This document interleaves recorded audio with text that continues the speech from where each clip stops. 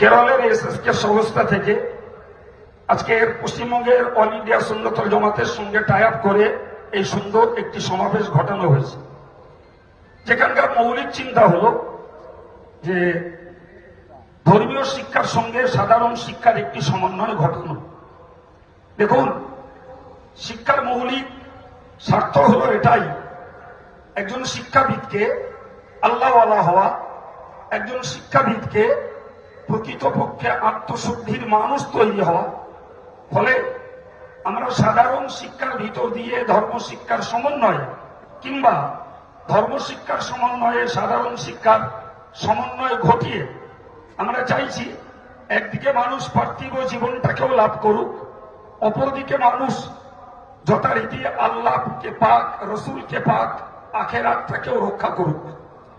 এই লক্ষ্যেই all India সুন্নতুল জামাত তাদের